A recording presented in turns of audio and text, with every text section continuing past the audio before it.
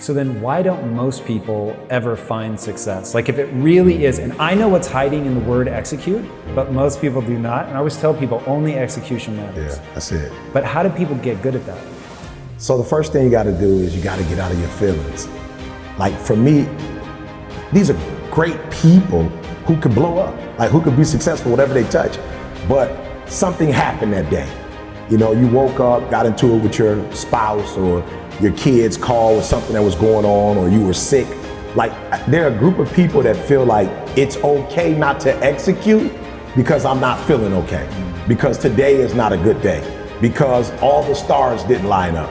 And at the end of the day, none of that matters. Like to have a good day is great, but just because you have a good day, you still got to execute. And so I think for most people, they go wrong because they think it's a feeling when execution is a fact. One thing I wanted to ask you, there was a talk, and you may do this all the time, but I saw it in one talk and I was like, damn, like that's really out of fashion right now. But to me, I was like standing up and I wanted to clap. You were like, I want everybody in this room, you live in the US, and I want you to say with me, USA. And you like got the crowd like chanting USA. Why do you get people to do that? Because people have to understand, and this was Utah. You know, this was a group of guys 25 to 40 years old. And it was like, guys, you gotta understand the opportunities that you have. You know, I've been to third world countries where it does not matter how early you wake up. It does not matter how long you stay up. It doesn't matter what your skill sets are. It doesn't matter. You don't have opportunity. You have people all over the world who are dying to get here, literally dying to get here. You have an opportunity of a lifetime, and where much is given, much is required. So if you have an opportunity to be wealthy, to build phenomenal relationships, to start a business, like you got LLC, nonprofit, you know what I'm saying, S Corp, you can go online and sell stuff from online. Like you don't even have to have a store anymore. You're a storefront, like you can literally become rich from your watch. So it's like, yo, instead of you looking at everything that's not, look at what is. So absolutely, is there some stuff to complain about? 1000%. There's a whole bunch of stuff I can complain about. It's a lot of stuff that I can be angry about. But man, my grandmother died at 93, and a month later, my other grandmother died at 90. I didn't realize how quick life was. I'm like, yo, my grandmother was 93. I spent 51 years with both of them. They're gone. It's over. I will never be able to talk to my grandmother again. And I'm next. So because life is short, I don't have time to focus on what's not. I've got to focus on what is, then get up and go get it. And for me, it's like, guys, some of you in this room have opportunities that I don't have. Some of you in this room have connections or network I don't have. And I'm killing the game and you're not. So I need you to understand where you are. America's not perfect. I don't know if there's a place on planet Earth that is.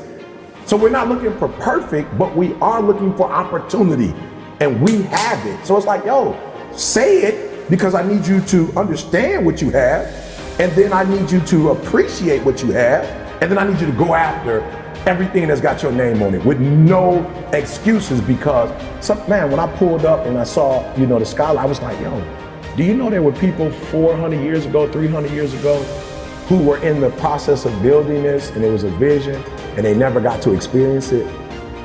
Like, yo, do you know what type of mindset you have to build something that you know that you're not gonna get to enjoy, but yet you put energy into it because you're thinking about the next generation?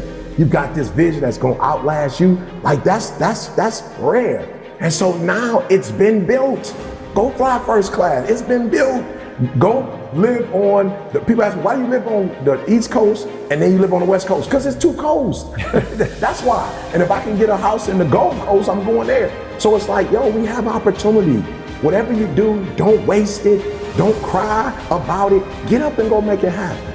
When I was watching your talks, not only do I get inspired, but when I think about the way that you engage the audience, and I'm like, he's trying to break them out of excuses, trying to get them to dream, he's trying to get them to visualize. And I'm like, wow, that's so powerful, because it will change their life.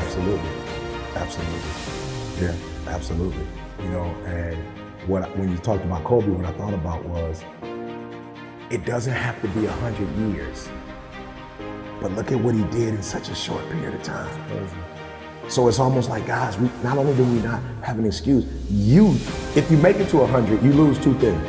Perhaps your independence and definitely your youth, right? So people who are 100, they may still be alive, but they may not have all of their independence. Like, you might not be able to get in the car and just take off whenever you want to take off. Like, there might be some other things that mentally or your health that's not 100%, and your youth is definitely gone. And I look at Kobe and was like, yo, you didn't necessarily live to be 100, but the time you had on earth, you put in work. And then you went and dominated one area, and then you started coming over and said, now I'm coming into some other areas that are not my areas per se, but I'm gonna bring my greatness over here and I'm gonna kill it. And that's all I'm saying to people. Greatness is in you, activate it. But what you're activating is the norm. This isn't right, that isn't right. Somebody said to me, you know how much the gas is? And I said, I'm gonna be honest with you. I didn't. I've never gone to the pump as E.T. As E.T., this version of E.T. I've never gone to the pump and looked at how much it costs. And I've never not filled up the gas tank as this version of E.T. Now, maybe when I was younger, in my 20s, still making crazy decisions and not as mature as I am now, maybe I was like, give me 10 on 5. But at this version, I'm just like, it doesn't matter how much it is. I'm gonna fill it up. It doesn't matter how much the Emirates first class costs to go to Dubai. It doesn't matter. I don't want to sit in a row with 3 people because I don't want a stranger in my conversation with my wife. Like, I just want it to be me and so I'm gonna pay whatever they want me to pay. So it's just the 2 of us in this capsule, and we can bring that joker down. And for the 14 hours, me and you can get it in without my man in the middle saying, oh, what part of San Diego do you live in? I'm like, I wasn't even talking to you. Like, how are you in my conversation? So I will pay for whatever to get off the plane and be ready to speak. Like, as soon as the camera, like when I land, they got the cameras on me. So I want to sit in the seat where I can be comfortable and I can get off ET where I don't need 2 or 3 hours of preparation because I took a shower on my way there. You know what I'm saying? They gave me 30 minutes for the shower and I took it, give it to me an hour before we land. I want the best foods. Like, I will do whatever it takes to have that reality than to be the average dude that everybody's telling me what to do. You can't go see your daughter get her award because you need to be at work. No, I'm an academic advisor. Students don't even come to get academic counsel at 9:15 a.m. They're not even up.